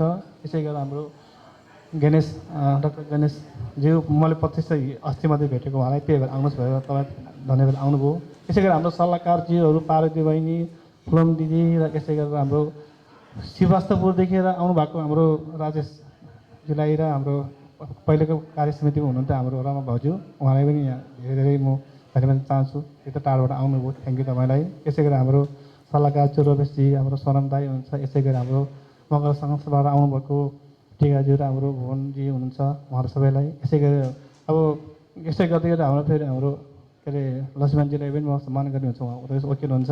उहाँ पनि अब आदि तामाङै हो, आदि जनजाति हो उहाँ पनि, उहाँले एकदम इन्ट्रेस्ट हुनुहुन्छ। त्यसै गरेर हाम्रो रमेश भाइ उहाँले रिभ्यू गर्नुपर्छ, धेरै क्वेसन गरौँ। त्यसो गरेर आज हामीले इन्टरनेसनल प्रोग्राममा चाहिँ धेरै कुराहरू सिक्नु पनि पायो, सुन्नु पनि पाएँ। यसै गरेर अब उहाँलाई चाहिँ मैले यो 2000 प्रशान्त दाइले चाहिँ मैले युएनएमा यहाँ काम गर्नुभएको बेला 2009मा चाहिँ हामी डम्बुसाथ चाहिँ त्यहाँ बस्नु भएको थियो। त्यो बेलामा चाहिँ हामी बसेको थियो, तर त्यसरी चाहिँ भाला कसै गर्न पाएन। अब उहाँलाई पनि विशेष प्रमुख अतिथि बोलाउनु भएको थियो, म पनि यहाँबाट प्रतिनिधित्व गरेर गएको थियो। त्यस्तो गरेर हामी चाहिँ यसरी भेटघाटमा हाई लेभलमा मात्रै नमस्ते मात्रै भयो, त्यस्तो साह्रो बसेर दिनु कुरो भएन। अब भनौँ न अब 10 वर्ष 11 वर्ष भएपछि दाइ है, त्यही भएर अलिक अप्ठ्यारै हुन्छ चिन्ता गर्नलाई पनि। जुन तपाईँले चाहिँ यो अगाडि बढ्नु भएको छ, यो तामाङ सम्बन्धमा जनतासँग तपाईँले धेरै धेरै धन्यवाद छ। अब कति कुरो भनौँ न, अब जहिले पनि प्रायः जस्तो हाम्रो कस्तो भने अब काम चाहिँ गरेको हुँदैन, प्रायः विरोध गर्ने धेरै निस्किन्छ क्या। यो नट ओन्ली द तामाङ होइन, सबै जनजाति पार्टी सबै त्यही नै हो। किनभने अब कति कुरो आफ्नो काम पनि सक्दैन, किनमेल गर्न सक्दैन, अनि होइन अब के को काम कुरो लिएर गरिरहने कुरो भइन्छ। किनभने अब त्यसै गर्नु पनि राम्रो कुरो हो, त्यसले गर्दा झकझगाउँछ नि त अगाडि, त्यसलाई म पनि खुसी लाग्छ। त्यसले गर्दा धेरै कुरो चाहिँ नगरौँ, अब जस्तो कुरो हामी दिनपछि गर्नु। यसै भन्दै म तपाईँहरू सबैलाई एकदम धेरै धेरै धन्यवाद चाहन्छु। यस्तो बेलामा तपाईँहरू हामी सिर्फ 3 दिनको मात्रै नोटिस थियो, 3 दिनमा पनि तपाईँहरू यसरी आउनु भएर एउटा कार्यक्रम राम्रो सफल भयो, दाइको लागि आउनुभयो, त्यसलाई धेरै धेरै धन्यवाद चाहन्छु। यही नै गरेर म यही आजकै यो सभा चाहिँ म विश्राम गर्न अनुमति चाहन्छु। धन्यवाद। लास्ट